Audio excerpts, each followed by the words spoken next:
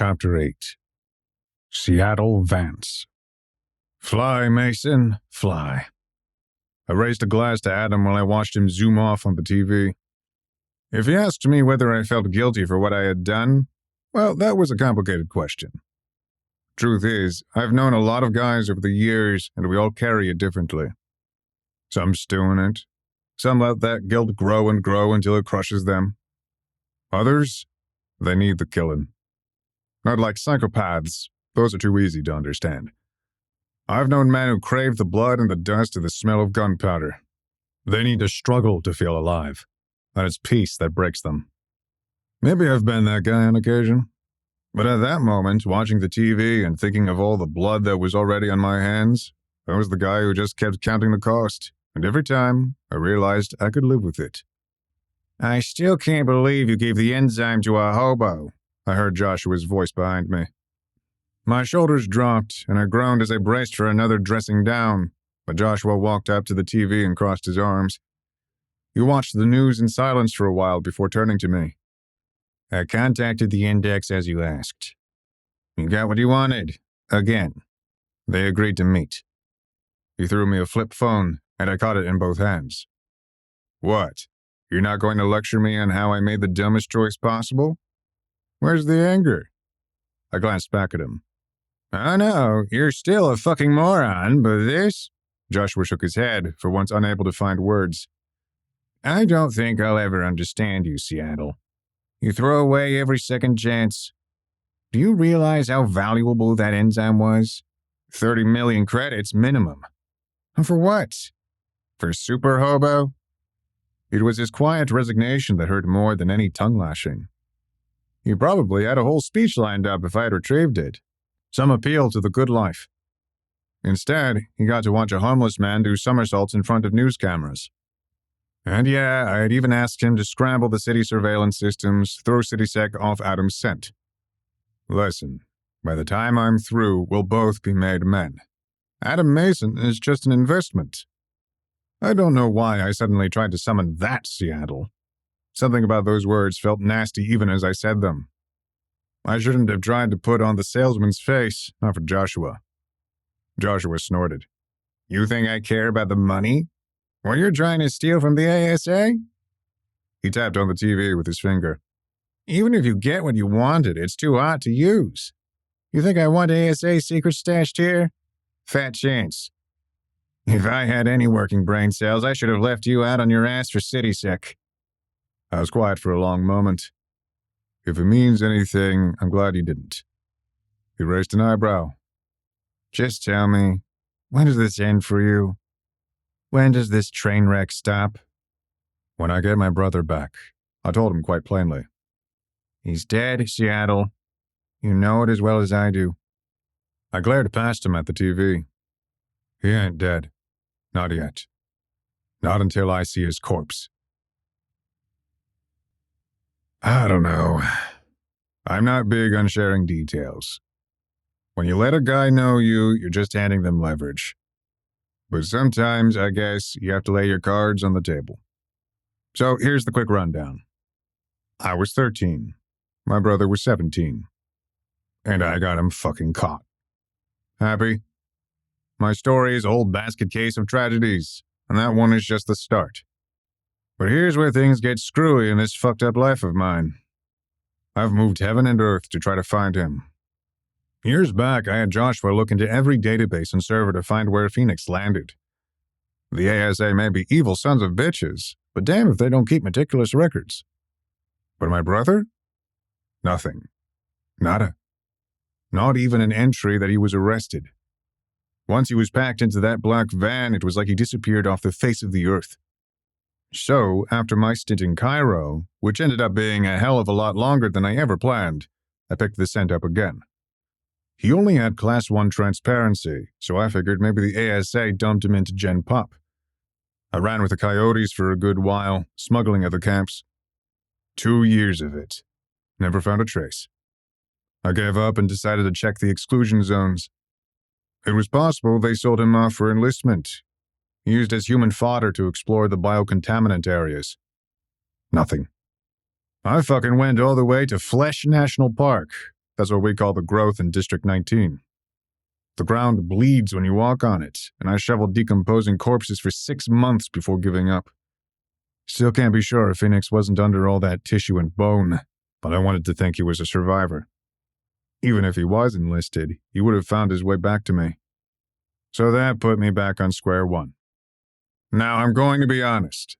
I worked for a lot of people, and not one of them wore a halo. Did a lot of stuff I'm not proud of. So let's skip the messy middle and cut straight to the chase. The ASA manage abnormal collections for the Democratic Union and a whole many other countries.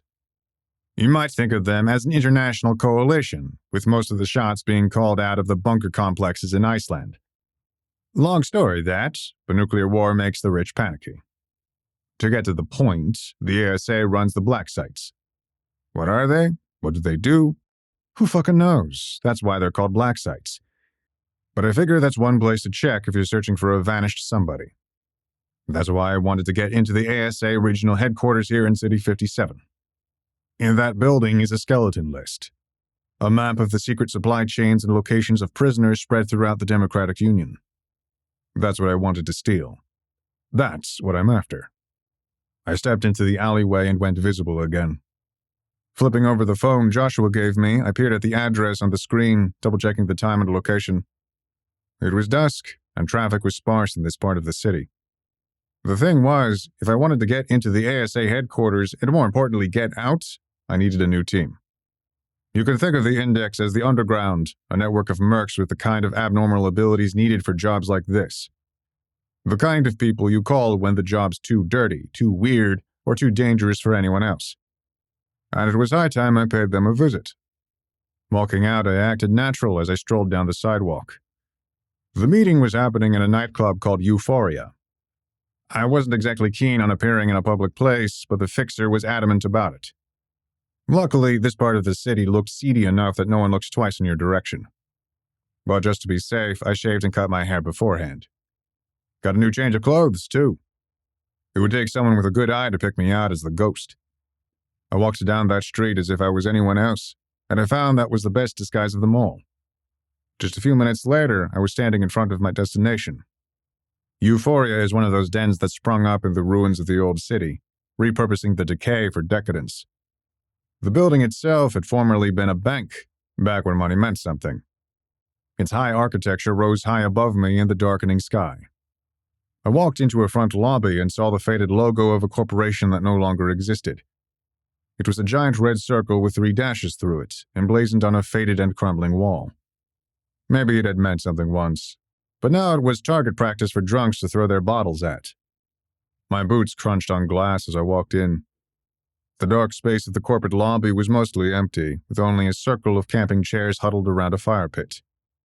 A few people were around, the types who lingered on the periphery and minded their own business.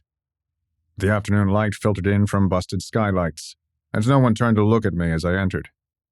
From somewhere deeper inside, I heard the thump of bass-heavy synth, the kind of grating, overproduced noise that refused to die.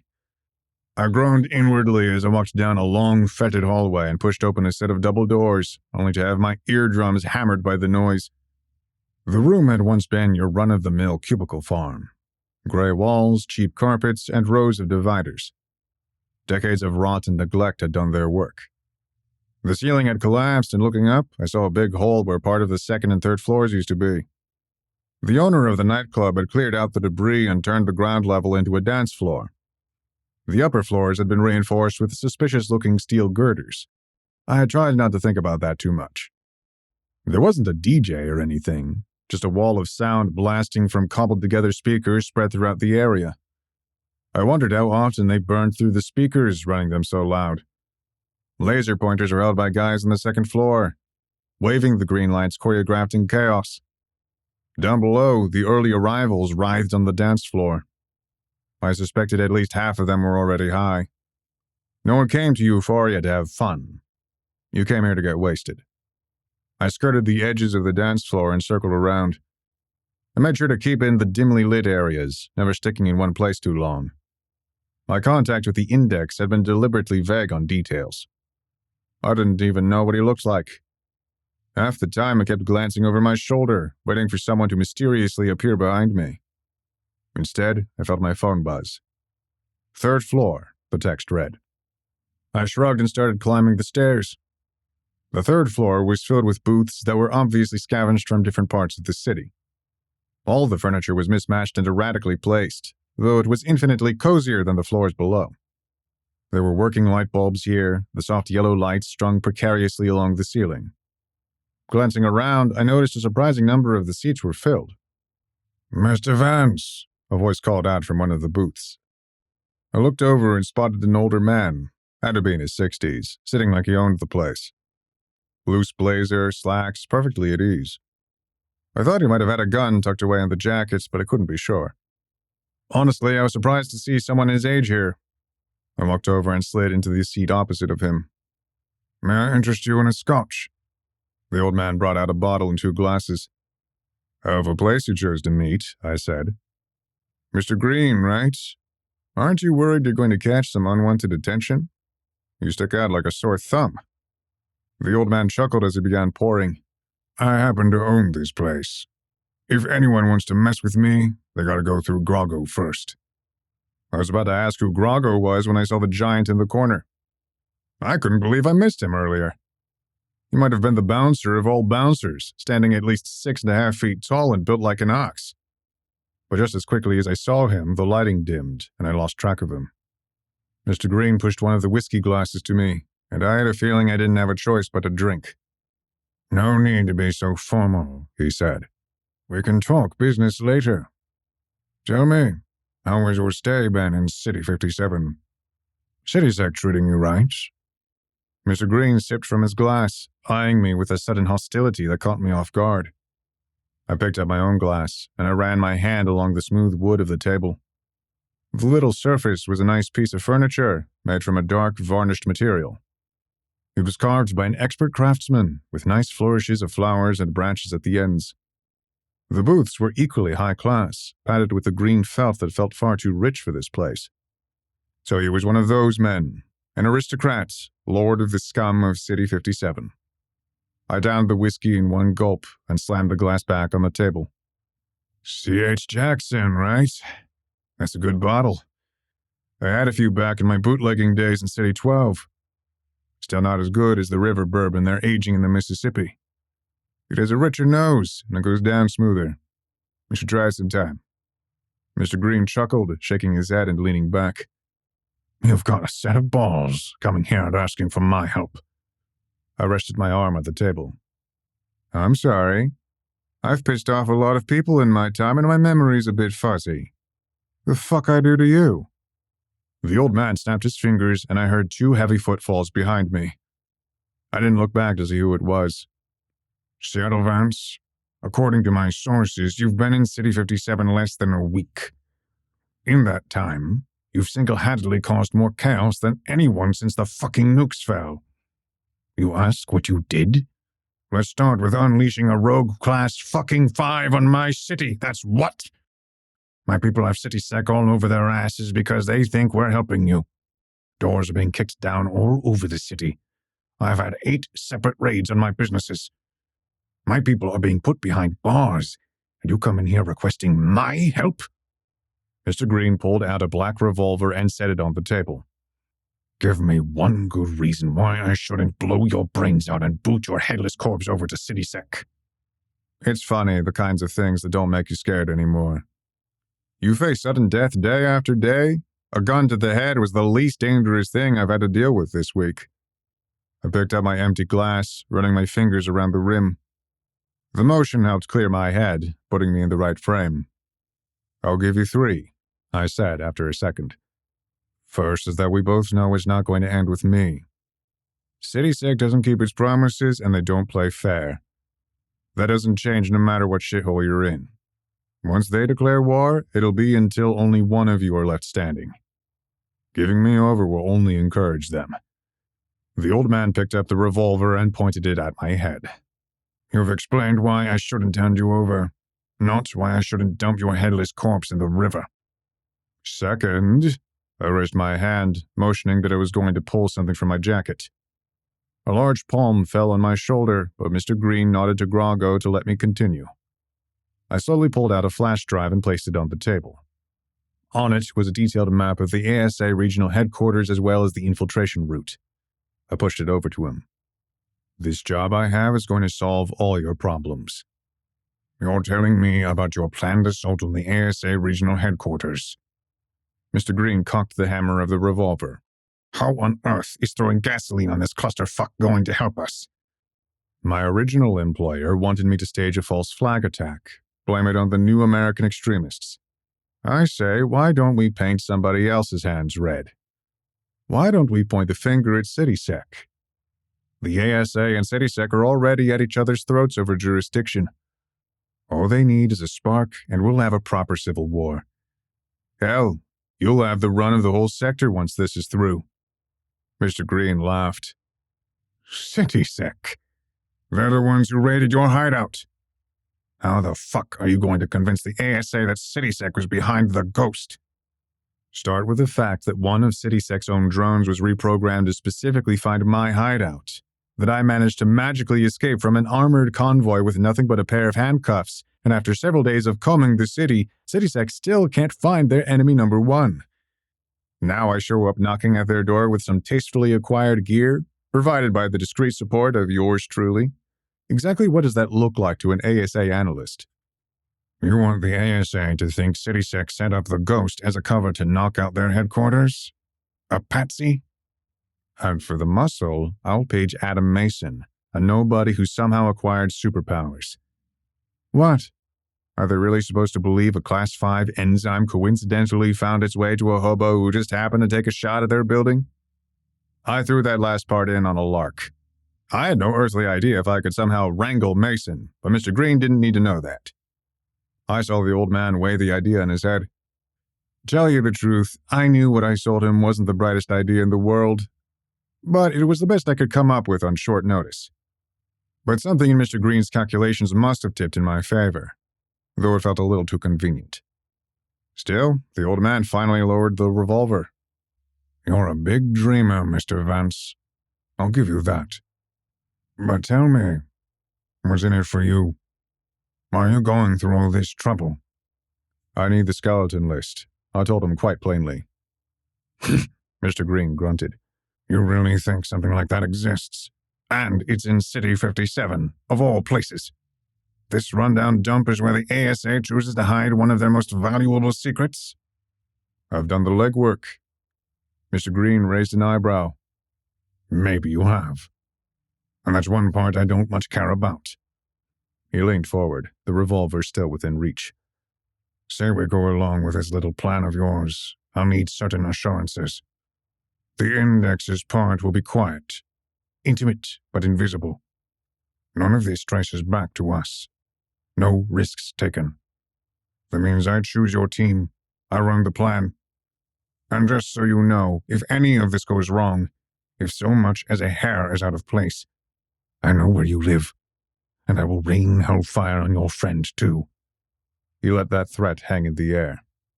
You're forgetting the third reason why you shouldn't kill me. The old man rolled his eyes. What? I grinned. I'm the best damn merc in the city, and I always get the job done. We stood in front of a vault door in the sub-basement of the nightclub. It wasn't part of the original architecture, just bolted onto the concrete like an afterthought. Grago turned the combination wheel. The steel groaned as his massive hands twisted the mechanism. I didn't know whether he had super strength or he was just freakishly strong. Looking behind me, I saw two guards flanking the exit out onto the stairs, both holding M4s. Mr. Green smoked a cigar casually in the hazy yellow light. He tapped his foot patiently as he waited for Grago to finish opening the door. You know, I did some digging on your past, your real one, Mr. Green said. I shrugged my shoulders. Anything interesting? Vance, your entire CV is filled with enough mental illness for a Dostoevsky novel. But since I'm helping you with your suicide mission, one thing stands out to me.